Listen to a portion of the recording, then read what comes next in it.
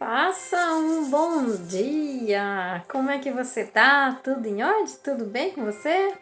Eu espero que sim. Vamos agradecer a Deus, né? Por mais esse momento da gente estar junto, reunidos, falando da palavra e por você estar vivo aí do outro lado, ouvindo, né? O que a gente está comentando, o que a gente está falando da Bíblia. E junto a gente vai crescendo, a gente vai descobrindo as maravilhas que está nessa Bíblia. Que eu falo que cada dia que a gente lê, a gente se encanta mais. A gente tem que estar com o coração aberto, com o coração limpo, para deixar entrar as coisas boas que a Bíblia tem para nos revelar. Não tenha medo de ler a Bíblia, não. Leia cada vez mais para que você possa ter sabedoria, para que você possa ter entendimento, discernimento. E cada vez mais você possa entender, né, a palavra que Jesus deixou para nós, que é para a nossa vivência aqui nessa terra, nessa passagem, porque essa vida é uma passagem e nós estamos nos preparando para a vida eterna. E como é que nós vamos nos preparar para a vida eterna? Através dessa. E como que nós vamos preparar nessa vida? Através da Bíblia, através do conhecimento que a Bíblia tem, dos nossos antepassados, do nosso Deus único e verdadeiro. E hoje nós vamos então agradecer a esse Deus maravilhoso por nos ter dado essa oportunidade de estar falando um pouco mais sobre o livro de sabedoria. Agradeço, Senhor, por a nossa vida, pelo nosso amanhecer, pelo nosso respirar, pelo dia que o Senhor nos fez, né? Esse sol maravilhoso que o Senhor nos fez a gente ver, para que a gente possa, além de ver, a gente possa enxergar as coisas que o Senhor quer mostrar para nós nesse dia. Ativa em nós nesse dia, Senhor, a nossa identidade de filhos, para que, fortalecidos, nós possamos cumprir o nosso propósito aqui na terra, o propósito que o Senhor colocou para cada um de nós. Ative então nesse momento a nossa identidade para que nós possamos cumprir o nosso propósito de filhos herdeiros do trono. Amém. Nós estamos vendo o capítulo 12 de sabedoria. E como a gente já vinha falando, né, a sabedoria desde o começo, ela vem falando, retratando a história de um povo que tem o Deus verdadeiro como a essência da vida. E por mais que esse povo vai altos e baixos, mas ele está sempre ali presente, Deus está sempre com ele, Deus está sempre trazendo ele de novo à vida, né? Que muitas vezes a gente, pelo pecado, pela distância, né? Pelo distanciamento de Deus na nossa vida, nós vamos o quê? Nós vamos nos afastando das coisas que nos faz bem, nas coisas que nos traz vida. Quando a gente afasta de Deus, a gente está buscando a morte. E a gente viu em sabedoria que esse povo que vem caminhando, ora está em cima, ora está embaixo, ora é vendido pelo irmão, né? Pelos irmãos, ora foge do Egito, que aconteceu com Moisés, aí depois Deus pede para ele voltar, vai lá, liberta meu povo que está lá, porque aquele povo é o meu povo escolhido, é o meu povo que eu quero eles levar para uma terra onde mana leite e mel, e aí vai Moisés, que nós vimos. Isso tudo em sabedoria. E agora nós estamos então caminhando para a Terra Prometida. E quando a gente vai caminhando para a Terra Prometida, a gente percebe que no caminho tem o quê? Tem muitas pessoas que não querem assumir e não querem aceitar o Deus verdadeiro. Então a gente vê muitos lá em Êxodo, depois a gente vai continuando, né, nos livros lá do Pentateuco, que são os 5 livros, a gente vai vendo toda a história. Desde a saída do Egito, né, até a distribuição da terra, na terra que Deus tinha preparado para eles. Só que nessa terra tinha muita gente que vivia nessa terra, mas era uma terra de pessoas que não aceitavam o Deus da vida, que tinha outros ídolos. E Deus não quer outros ídolos, porque Ele é único. Todos nós somos filhos de Deus, mas quando a gente se afasta de Deus, quando a gente quer trazer outros ídolos na nossa vida, ou seja, uma pessoa famosa, ou um cantor famoso, uma imagem mesmo que seja aí de santo que às vezes nem existiu, que a gente nem sabe se é santo de fato, mas enfim, não vamos discutir isso, mas a gente acaba fazendo o quê? Fazendo idolatria, né? A gente acaba fazendo idolatria. A gente acaba afastando do Deus verdadeiro, aquele Deus que Moisés perguntou assim, quando o faraó perguntar, cadê o seu Deus? Quem é o seu Deus? Qual é o nome do seu Deus? O que eu vou falar? Por quê? Porque não tem nada no mundo que fala assim, não, isso aqui simboliza o seu Deus. Olha para isso aqui, você está vendo o seu Deus. Não tem. Nosso Deus é aquele que é. Você quer ver o nosso Deus? Olha no espelho. Ele nos criou a sua imagem e semelhança. Olha para a natureza. Ele fez essa natureza maravilhosa que qual outro Deus faria? A gente se alimenta da natureza. Olha, Deus fez o ser humano e deu a natureza para que a gente se alimente dela. Olha. Quem faz isso? Ninguém, a não ser o nosso Deus. Então veja, na caminhada, as pessoas vão ficando para trás. E Deus vai dando a chance, e a gente vai ver aqui nesse capítulo 12, assim como ele deu a chance pro faraó, se vocês lerem lá o Êxodo, vocês vão vendo que Deus deu a chance para ele o quê? Ele podia ter feito o quê? Lembra que nós falamos? Ele podia ter feito assim animais ferozes, no entanto ele fez animais peçonhentos, como rã, né, gafanhotos, e tudo ele foi fazendo, moscas, né? Ele foi fazendo para quê? Para que, vendo se eles se convertiam, se eles mudavam a crença deles para os deuses dele que não conseguiam combater. Veja que ele coloca os magos, os feiticeiros dele, que faziam magias, para ver se conseguia combater as pragas que o Deus de Moisés estava trazendo para eles, para que eles se convertessem. E até chega uma determinada praga, até eles conseguem, né? Por exemplo, a cobra, que o cajado se transformou na cobra, ele consegue pegar a cobra e os magos lá conseguem também fazer a cobra. Mas depois, quando Deus manda que vem uma nuvem e aí enche eles de úlceras e feridas, aí todo o Egito ficou com úlceras e feridas, com tumores, inclusive os feiticeiros. Então veja, aí e nem assim, né? E nem assim o faraó, seus conselheiros, não. Aí chega uma hora que os conselheiros ainda falam para o faraó, né? Libera logo esse povo, você tá vendo que você tá acabando com o Egito. Mas ele era ali insistente, por quê? Porque ele era orgulhoso. Então o orgulho mata. O orgulho nos afasta de Deus. O orgulho não nos deixa ver o verdadeiro Deus.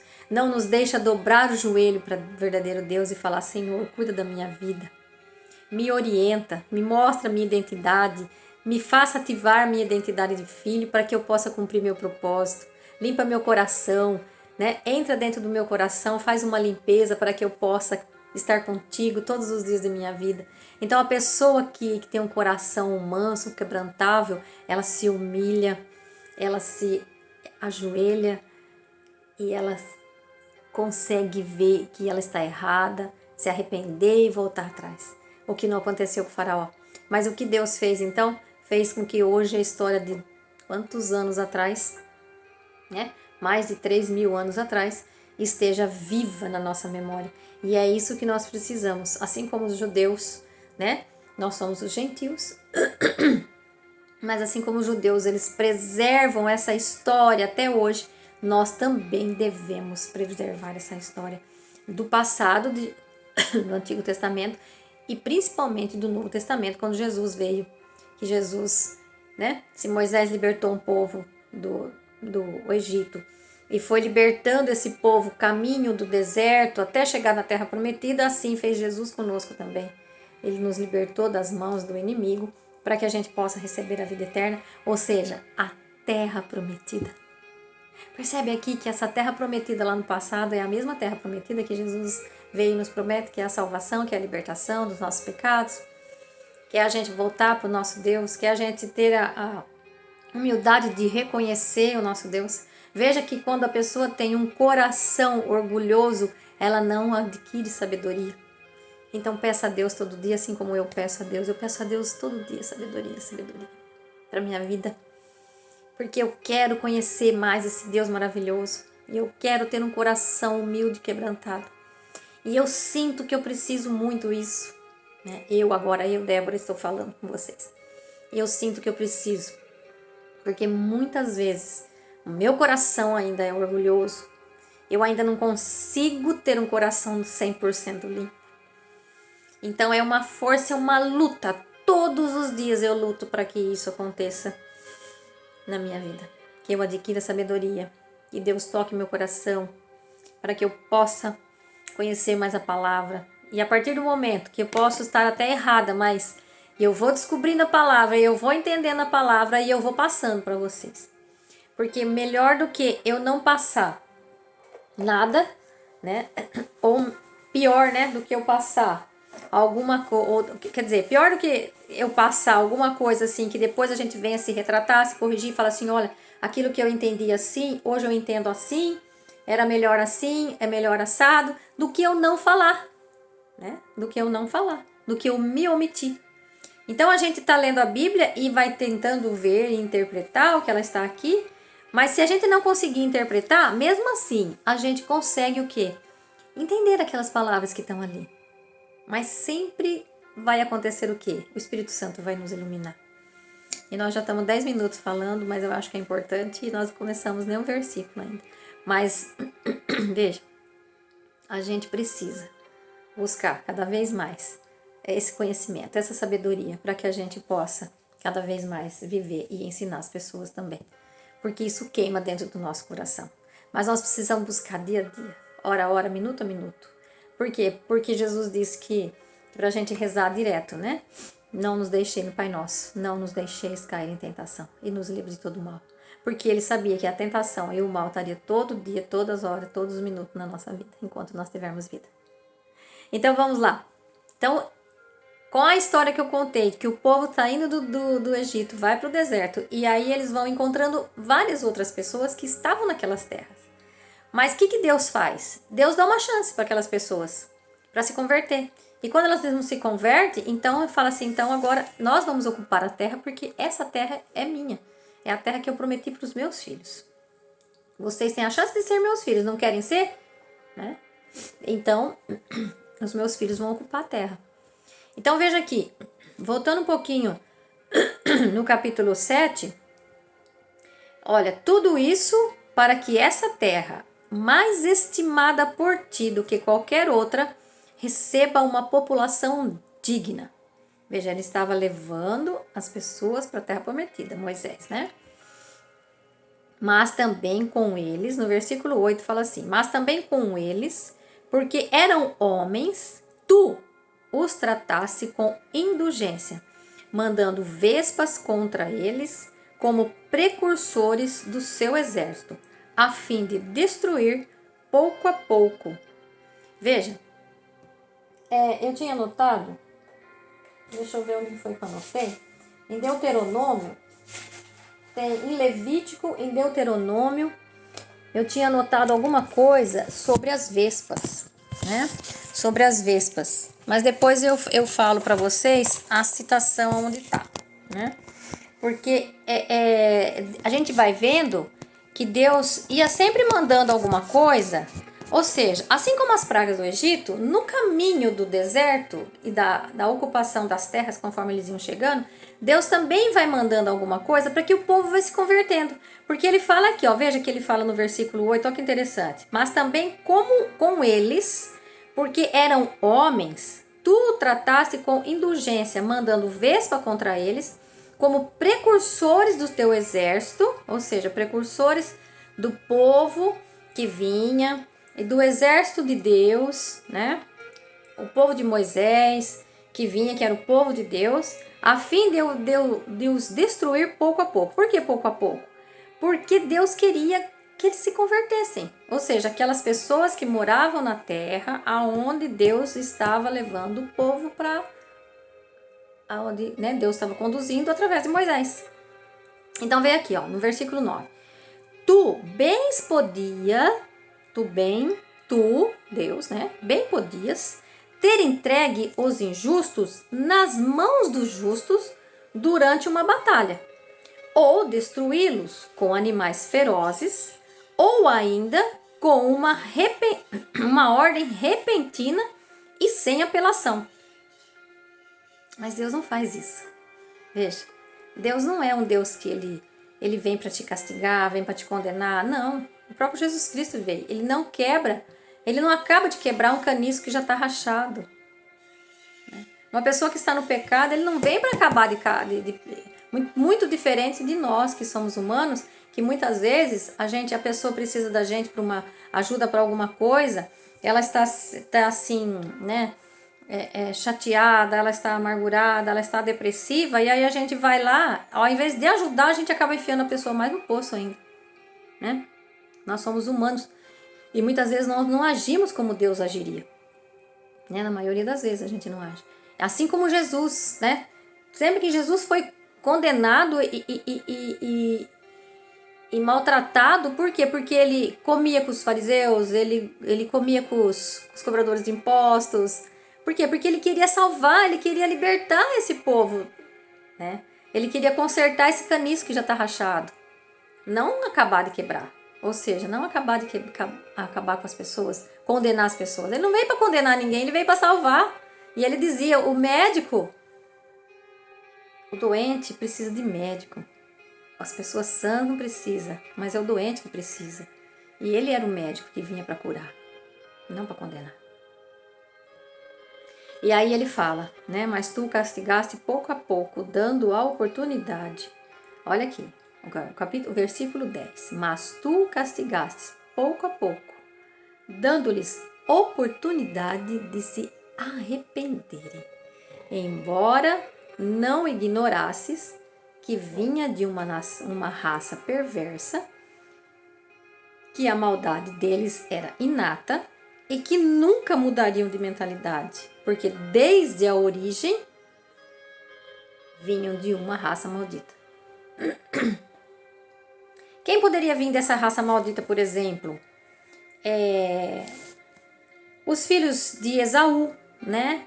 Que Jacó e Esaú, que desobedeceu a Deus, mesmo ele tendo, veja, se você comparar a história de José com Esaú, você vai perceber que José, ele nunca se vingou dos irmãos e ele sempre obedeceu a mãe e o pai, né? Muito embora ele foi vendido, e aonde ele estava, ele obedecia ao faraó do Egito, né?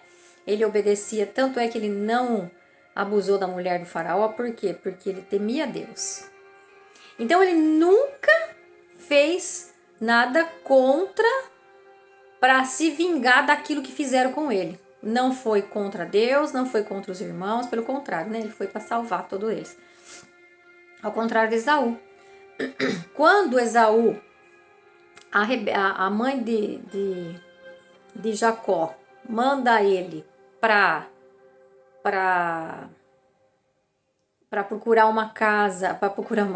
procurar uma mulher na casa dos pais dela, dos tios, que ela vai e encontra o irmão da mãe dela, tal, e casa com a filha com a filha do tio dele, né? Com a Rebeca, veja, ele é obediente e vai buscar a mulher que a mãe dele mandou. E Esaú fez o quê? Eu não quero que você case, assim como Esaú tinha casado com o quê? Com as filhas daqueles que adoravam ídolos estrangeiros. Então Esaú foi desobediente. Então quando ele fala aqui, e também se a gente for pensar lá no começo, vem desde Caim, né? A descendência de Caim também. Eles iriam andar errante pelo mundo. Então por isso que ele fala aqui, que apesar que a maldade deles era inata, ou seja, vinham dele desde a origem, desde o nascimento. É uma coisa inata, aquilo que está dentro da gente desde o nascimento. A gente já viu falar na pessoa assim, a pessoa nasceu com um dom, ela toca, desde criança ela toca, ninguém nunca ensinou e ela toca, vem com ela, é inato dela. Então aqui Deus está falando assim, né? O autor está falando que Deus te considerou assim, que ele castigava poucas pessoas com a intenção de que as pessoas se convertessem e se unissem e adorassem ao Deus verdadeiro. Mas ele fala que nunca mudaria sua mentalidade porque eles já vinham de uma origem de raça maldita. Ou seja, uma raça que desobediente, que não queria mudar, que o coração não era humilde, que não, né? É mais ou menos por aí. E certamente não era por medo de ninguém que tu não castigasse a culpa deles. Olha. Depois o 12. De fato, quem poderia perguntar a ti: o que foi que fizestes? Quem ousaria opor-se à tua decisão? Quem te acusaria por destruir nações que criastes? Quem se apresentaria contra ti para defender homens injustos? Por outro lado, além de ti, não há outro Deus que cuide de todas as coisas e diante de quem devas defender-te da acusação de ser um juiz injusto. No versículo 13. E aí a gente vai parando por aqui. Veja. Deus nos dá a chance, nos dá a oportunidade de todos os dias a gente ter um coração humilde, um coração quebrantado, um coração que está sempre pronto para receber, sempre pronto para conhecer, para aprender cada vez mais e para buscá-lo cada vez mais. Mesmo que ele não fizesse isso aqui, fala na palavra, que quem o acusaria por ele ter feito alguma coisa com aqueles que não o amavam? Mas ele não faz. Por quê? Porque o que Deus quer da gente é o quê? A nossa conversão. Deus quer de nós o quê? O arrependimento. Deus quer de nós o quê? A mudança, a transformação. Né? Em Paulo, lá em 12:2, ele fala que não vos acomodeis, né? Não vos acomodeis com esse mundo, mas transformai-vos com a renovação da vossa mente. Então, Deus sabe que a qualquer momento nós temos, a todo momento, né, na verdade, nós temos a chance de mudar, de se transformar, de ser pessoas novas, de nascer de novo. E é por isso que a palavra fala aqui que ninguém o condenaria, né? Quem ousaria opor-se à tua decisão se você o castigasse, esse povo? Mas ele vai vendo, ele vai indo devagarinho até que a pessoa vai se convertendo. E aí, nesse momento que eles estão ocupando a terra, as pessoas acabam não se convertendo. Aqueles que se convertem juntam-se a ele, porque a gente vai ver o caso de Jericó, né? Que a Raabe, ela esconde os espiãos, que nós falamos já em outro momento. Para quê? Para que os reis lá de Jericó, da cidade de Jericó, não os matassem. Por quê? Porque ela sabia do Deus dele. Dos Deus, né? O Deus verdadeiro do espião. E sabia da mão forte, sabia da história do Egito. Isso se alastrou por todos os cantos. Então, todos os cantos sabiam. O povo judeu, o povo que saiu do Egito com mão forte, eles têm o verdadeiro Deus. E ninguém se opõe a ele. Então, aquele que se convertia, ia com ele. E tanto é que Raabe está na genealogia de Jesus. Ela se converteu, não era judeu, né? Não era judia. E no fim, ela se converteu ao Deus, ao nosso Deus, né? Ao Deus de Abraão, de Isaac e de Jacó. E agora o Deus aqui, né, de Moisés, que está libertando esse povo, levando para uma terra onde corre leite e mel. Esse é o nosso Deus. É o Deus que não quebra um caniço que já está rachado. Ele conserta, ele veio para nos transformar, para nos dar a vida eterna, para nos dar a vida e não tirar a vida. Jesus disse: eu vim para que todos tenham vida e vida em abundância. Então, nesse momento aqui agora, que você pare para pensar, analisar esse nosso Deus maravilhoso. E se você tem algum quê para voltar atrás, para se humilhar e pedir a Deus que dê sabedoria para que a gente possa cada vez mais conhecê-lo e ser íntimos a Ele, termos intimidade com Ele, esse é o momento. Peça a Deus e volte atrás, porque Ele não te condena. Quem te acusa e quem te quer deixar culpado por todas as coisas e acusando você dos seus pecados é o inimigo que não quer que você se salve. Então, enquanto você tem vida, há esperança de uma vida melhor, de uma vida abundante, uma vida que corre leite e mel, né?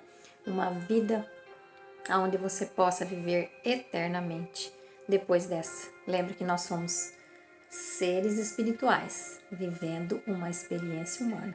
A nossa vida não é eterna humanamente. A nossa vida eterna é espiritualmente. Por isso, nos transformemos. Fique com Deus, um beijo no seu coração. Pense nisso.